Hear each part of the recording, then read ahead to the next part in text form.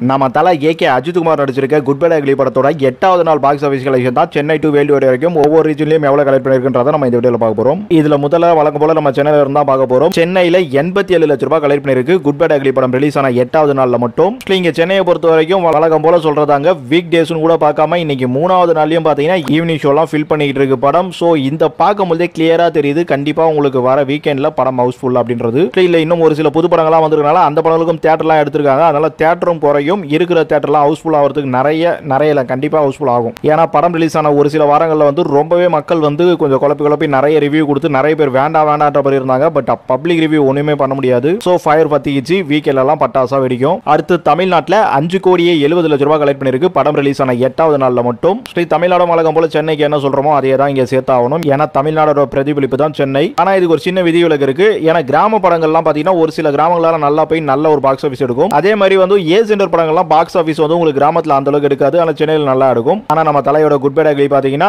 All centre ஹிட்ன்ற மாதிரி தான் ஓடிட்டு இருக்கு. சரி, அடுத்ததா ஆந்திரா தெலுங்கானால 44 லட்சம் ரூபாய் கலெக்ட் பண்ணிருக்கு படம் ரிலீஸ் ஆன 8வது நாள்ல மட்டும்.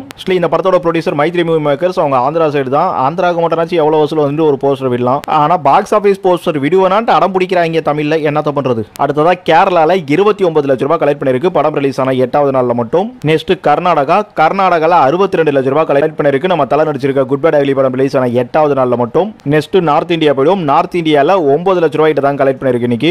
இந்த வீக் டேஸ் ஃபயர்லாம் பாத்தீங்கன்னா தமிழ்நாடு சென்னை இந்த மாதிரி தான் போயிருக்கே தவிர சவுத் இந்தியா நார்த் இந்தியாலாம் வந்து அந்த அளவுக்கு போலங்க. சரி, அதை பத்தி இங்க பெருசா பிரச்சனையும் வராது. எனக்கு தெரிஞ்சு எந்த ரீஜன்லயுமே இந்த படம் வந்து லாஸ் ஆகிறதுக்கு வாய்ப்பு இருக்கான்னு தான் தோணுது. ஏன்னா 9 லட்சம் ரூபாய் வந்து எப்பறம் லாஸ் ஆகுதுன்னு கேட்டீங்கன்னா அங்கெல்லாம் வித் அமௌண்டே கம்மியா தான் இருக்கு. எல்லாம் இன்னும் போற போக்கில் ஏதாச்சும் வந்து போட்டு விடுறேன்.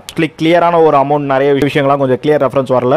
அடுத்ததா இந்தியாவை பொறுத்த வரைக்கும் 7 கோடியே 14 லட்சம் ரூபாய் கலெக்ட் பண்ணிருக்கு படம் ரிலீஸ் ஆன 8வது நாள்ல மட்டும். என்ன பொறுத்த வரைக்கும் இந்தியால இந்த 8 நாள் பாக்ஸ் ஆபீஸா 150 கோடி கிட்ட வந்திருக்குங்க. இந்தியாக்கெல்லாம் செப்பரேட்டா மோஸ்ட்லி போஸ்ட் விட மாட்டாங்க. அதை இவங்களை கேட்கவா வேணும் தமிழ் படத்துக்கு விட்டுட்டாலும். இப்பெல்லாம் பாக்ஸ் ஆபீஸ் தான் வெள்ளாட்டேன்ட்டு ஆயிப்போச்சு. அப்படி இருக்கும்போது இவங்க பாக்ஸ் ஆபீஸை வந்து எல்லா ரீஜன்லயும் ஃபோக்கஸ் பண்ணி அவங்க ஒரு போஸ்டர் கிளியரா விட்டுக்கிட்டே இருந்தாக்கா அது இந்த மாதிரி வெற்றி படங்களுக்கு இன்னும் ஒரு பூஸ்ட் அப் கொடுத்து ஆடியன்ஸ் நிறைய பேர் உள்ள கொண்டு வரதுக்கு ஹெல்ப் பண்ணும். ஏதோ படம் சரியா போல விடாமுயற்சி மாதிரினாக்கா நீங்க கொடுக்காம இருக்கிற ஒரு அர்த்தம் இருக்கு. என்ன விடுங்க, எவ்வளவு சொன்னாலும் கேட்க மாட்டாங்க. நம்ம ஓவர்சீஸை பார்த்துருவோம். ஓவர்சீஸ்ல 1 கோடியே 58 லட்சம் ரூபாய் கலெக்ட் பண்ணிருக்கு படம் ரிலீஸ் ஆன 8வது நாள்ல மட்டும்.